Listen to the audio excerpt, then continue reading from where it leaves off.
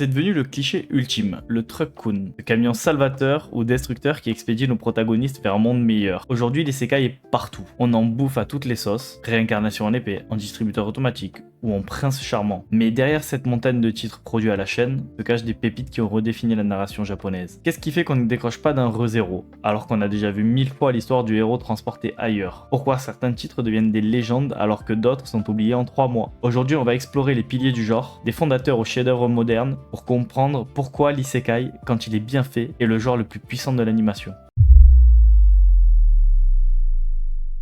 Pour comprendre où on va, il faut savoir d'où on vient. Avant la mode de la réincarnation magique, avant les héros qui renaissent en slime, en épée ou en seigneur démon, l'isekai s'est d'abord imposé par la technologie. À une époque où le rêve ultime ce n'était pas de se réincarner dans un monde fantastique, mais de plonger dans un jeu vidéo plus vrai que nature. Et c'est là qu'un animé a tout bouleversé. On ne peut pas parler d'isekai sans citer le mastodonte, Sword Art Online. Sorti en 2012, il a littéralement changé les règles du jeu. Parce que pour la première fois, un animé posait une question simple, mais terrifiante. Et si mourir dans un jeu signifiait mourir dans la vraie vie? Kirito et 10 000 joueurs sont coincés dans l'encrade. Pas de bouton de déconnexion, pas de retour en arrière, pas de seconde chance. Ton avatar meurt, ton cerveau grille. Ce n'est plus un jeu, c'est une prison. Mais ce qui a captivé le public, ce n'est pas seulement la peur, c'est aussi la beauté du monde. Les villes flottantes, les donjons gigantesques, les boss monstrueux, et cette sensation permanente d'aventure. Sword Art Online a posé les règles fondamentales. Le monde ailleurs doit avoir des conséquences réelles sur ta vie. Même si la suite divise encore aujourd'hui, personne ne peut nier une chose.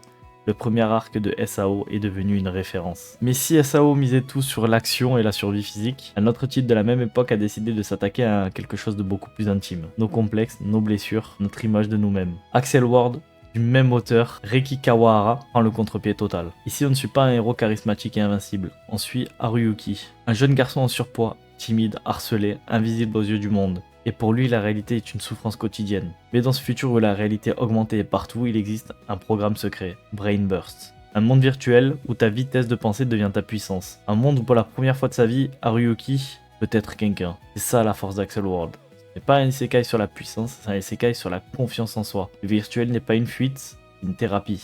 La transition entre les deux mondes sert le développement personnel du héros. Et ça, c'est une idée extrêmement moderne. Certains auteurs ont trouvé que survivre ou se reconstruire ne suffisait pas. Ils ont voulu poser une autre question, une question beaucoup plus ambitieuse. Comment vivre dans ce monde sur le long terme? Si vous trouvez que les héros d'isekai sont trop bourrins, regardez Log Horizon. Parce que dans cet animé, la vraie puissance n'est pas une épée, ce n'est pas une magie, ce n'est même pas un niveau, c'est l'intelligence. Ici, pas de si tu meurs en vrai. Les joueurs ressuscitent. Alors le problème devient différent.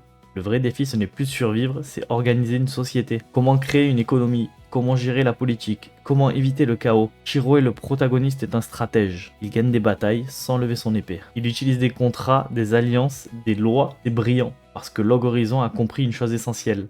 Un monde fantastique n'est pas seulement un terrain d'aventure, c'est une civilisation. Vers les années 2014-2015, le genre a connu une transformation radicale. On a quitté le virtuel, on a quitté les casques VR, on a quitté les serveurs et on a franchi une nouvelle étape. On meurt et on renaît. Et c'est là que l'isekai a atteint un niveau d'écriture beaucoup plus émotionnel. Comment parler de bon isekai sans citer ReZero? Subaru est transporté dans un autre monde, sans pouvoir, sans talent, sans préparation. Juste un adolescent ordinaire, mais il possède une capacité unique. Revenir à un point de sauvegarde quand il meurt. Sur le papier, c'est un pouvoir incroyable. Dans la réalité, c'est une malédiction. Parce que mourir fait mal.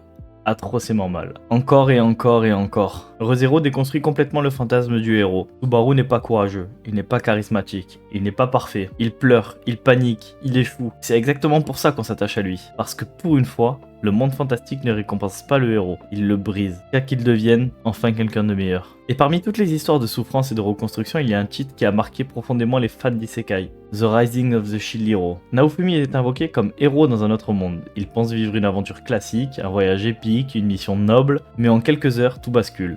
Il est trahi, accusé à tort, humilié publiquement, abandonné par ceux qui l'ont invoqué. Du jour au lendemain, il devient un paria. Et ce qui rend cette histoire si forte, ce n'est pas la magie, ce n'est pas le système de niveau, ce n'est pas les combats, c'est la méfiance. Naofumi ne fait confiance à personne. Il n'aide personne, il ne croit plus en personne. Et pourtant il continue d'avancer.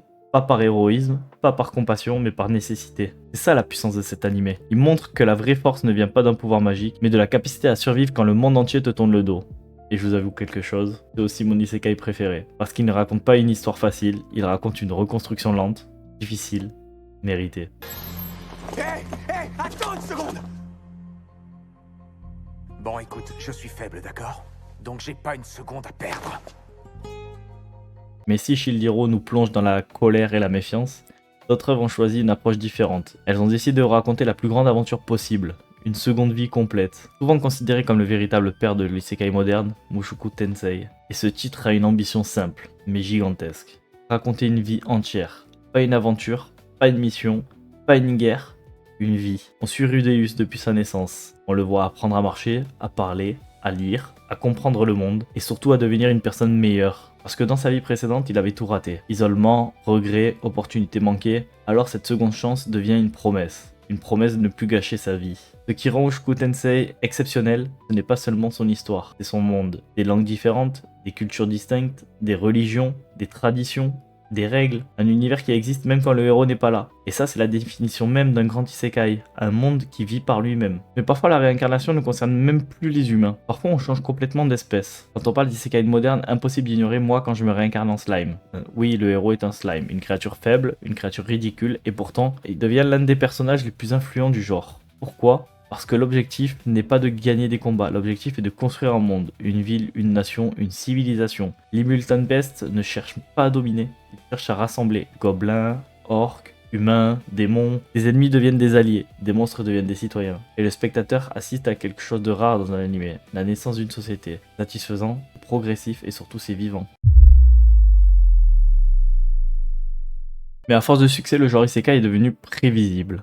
Même structure, même héros, même progression. Alors certains auteurs ont décidé de faire quelque chose de radical. Ils ont cassé les règles. Aujourd'hui, une nouvelle génération d'isekai revient aux sources du virtuel, avec une maîtrise impressionnante. Shangri-La Frontière. On suit Sunraku, un joueur étrange, un joueur obsessionnel, un joueur qui adore les mauvais jeux. Des bugs, des mécaniques cassées, des systèmes absurdes. Mais un jour, il décide de relever un défi, jouer au meilleur jeu jamais créé. Et là, tout change, parce que Shangri-La Frontière comprend une chose essentielle, le plaisir du jeu, l'exploration, la découverte, le défi. Les combats sont techniques, les boss sont mémorables, les stratégies sont nécessaires. On retrouve cette sensation qu'on avait enfant quand on lançait un jeu pour la première fois. Un isekai qui ne parle pas de survie, il parle de passion. Et puis il y a ceux qui ont décidé de se moquer du genre. Complètement. Bienvenue dans Konosuba. Kazuma ne meurt pas héroïquement, il ne sauve personne, il ne combat aucun monstre, il meurt de honte. Et au lieu de devenir un héros légendaire, il se retrouve avec la pire équipe possible. Une déesse inutile, une mage qui ne lance qu'un sort par jour, une chevalière masochiste. C'est absurde, c'est ridicule, mais c'est génial. Parce que Konosuba comprend parfaitement les codes du genre et les retourne contre lui-même. C'est une parodie, mais une parodie faite avec amour. Et si je rentrais me coucher, moi? Et si les héros n'étaient pas un héros? Si le protagoniste devenait le monstre? C'est la question que pose Overlord. Mon manga n'est pas piégé dans un monde fantastique. Il devient ce monde. Une liche surpuissante, un souverain, un symbole de peur. Et ce qui rend cette histoire fascinante, ce n'est pas la puissance, la morale. Parce que petit à petit, on commence à accepter ses actions, ses conquêtes, ses manipulations, ses massacres. Et là, une question surgit. À quel moment cesse-t-on d'être humain? Là où Overlord explore la domination, The Eminence in Shadow explore le fantasme. Sid Kageno ne veut pas être le héros, il ne veut pas être le méchant. Il veut être le cerveau dans l'ombre, le manipulateur, le stratège, le maître invisible. Et ce qui rend cet animé unique, c'est que tout ce qu'il imagine devient réel. Une organisation secrète, elle existe. Un complot mondial, il est vrai. Des ennemis surpuissants, ils apparaissent. Sans qu'il le sache, c'est absurde, c'est stylé et c'est incroyablement satisfaisant. Parce que cet anime parle d'un rêve très simple. Être puissant sans que personne ne le remarque. I am atomic.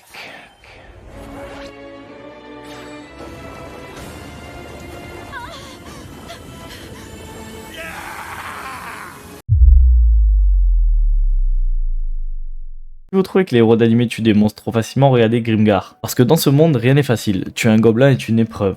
Physique, mentale, émotionnelle. Les personnages ont peur, ils tremblent, ils hésitent. Ils ne sont pas des héros, ils sont des survivants. Et quand l'un d'eux meurt, le groupe ne célèbre pas une victoire. Ils pleurent, longtemps, silencieusement. C'est lent, c'est beau, et c'est d'une mélancolie rare. Grimgar n'est pas un isekai spectaculaire, c'est un isekai humain. Pour le suivant, oubliez les épées, oubliez la magie, oubliez les combats, parce que parfois le plus grand pouvoir dans un monde fantastique c'est la connaissance. Bienvenue dans Ascendance of a Bookworm. Ici l'héroïne ne rêve pas de devenir une guerrière, elle ne veut pas sauver le monde, elle ne veut pas vaincre un démon, elle veut juste lire. Mais le problème c'est qu'elle renaît dans un monde médiéval où les livres sont rares, extrêmement rares, presque inexistants. Alors elle décide de faire quelque chose d'extraordinaire, les créer, à partir de rien. Du papier, de l'encre, des techniques artisanales, des connaissances modernes, et petit à petit elle transforme une société entière. Ce qui rend cet anime fascinant, ce n'est pas l'action, c'est la progression. On assiste à la naissance d'une révolution culturelle, une révolution intellectuelle, une révolution silencieuse. C'est un isekai qui nous rappelle une vérité simple, le savoir est une forme de magie. Après tout ce voyage, Après tous ces mondes, après toutes ces histoires, une question reste. Alors, qu'est-ce qu'un bon isekai? Est-ce un héros puissant? Un monde spectaculaire? Des combats impressionnants? Non. Un bon isekai, c'est un monde qui nous fait ressentir quelque chose. La peur dans Re:Zero, la rage dans The Rising of the Shield Hero, la découverte dans SAO, la stratégie dans Log Horizon, la reconstruction dans Mushoku Tensei, et parfois simplement l'émerveillement. Parce que l'isekai, au fond, n'est pas une histoire de magie, n'est pas une histoire de pouvoir, une histoire de seconde chance. Une seconde chance de devenir quelqu'un de meilleur, une chance de recommencer, une chance de vivre une vie différente. Et c'est exactement pour ça que ce genre continue de nous fasciner. Et la vérité, c'est que chacun de nous a déjà rêvé d'un autre monde. Un monde où nos erreurs disparaissent. Un monde où nos efforts sont récompensés. Un monde où tout devient possible. C'est ça l'isekai. Pas une fuite, mais un espoir. Alors oui, je n'ai pas cité tous les isekai. Il y en a des centaines. Mais maintenant, j'ai une question pour vous. Quel est votre isekai préféré? Celui qui vous a marqué? Celui qui vous a fait pleurer? Celui que vous pourriez revoir encore et encore? Faites-moi en commentaire. Et si cette vidéo vous a plu, pensez à vous abonner et mettre un j'aime pour nous soutenir. Parce que le prochain voyage commence très bientôt.